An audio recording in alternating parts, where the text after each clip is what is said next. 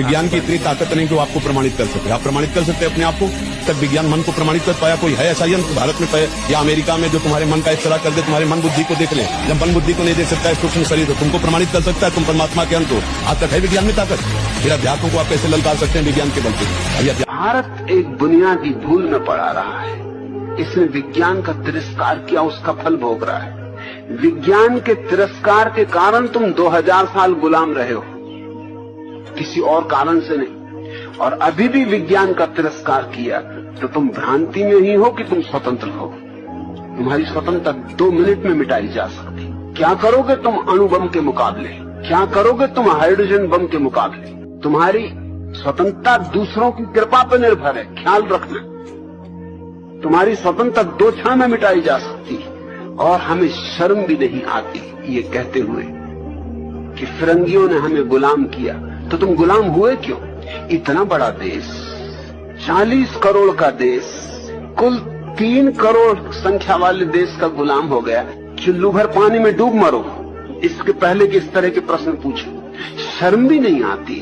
40 आदमियों को 3 आदमी गुलाम बना ले और फिर भी गाली दें कि इन दुष्टों ने हमें गुलाम बना लिया। तो तुम करते क्या रहे? तुम बाहर झोंकते रहे। पाकिस्तान एक देश नहीं बचा है, वो पाकिस्तान है और बांग्लादेश है। कुछ भरोसा नहीं कि बलूचिस्तान भी हो जाए। युगोस्लाविया के 6 देश बन चुके हैं, चेकोस्लोवाकिया के 2 टुकड़े हो चुके हैं, यूएसएसआर के 15 हिस्से हो चुके हैं। और ये सब कुछ पिछले 50 से 100 साल में हुआ। भारत एक ही है। जो सिक्किम भारत में नहीं था वो सिक्किम भारत में आ गया है। उसमें इंदिरा गांधी की बड़ी भूमिका थी, उनका सम्मान करना चाहिए हमें। नागालैंड आजादी के समय से ही भारत से अलग होने का प्रयास कर रहा था, नाराज था, आज तक भारत में बना हुआ है। मेघालय में, मिजोरम में बहुत विवाद हुए पर भारत में ही। केरल, तमिलनाडु में भी कभी कभी छोटे मोटे विवाद हुए पर भारत में ही है।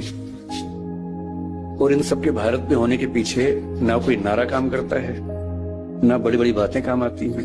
जो चीज सबसे ज्यादा काम आती है वो है ऑल इंडिया सर्विसेज।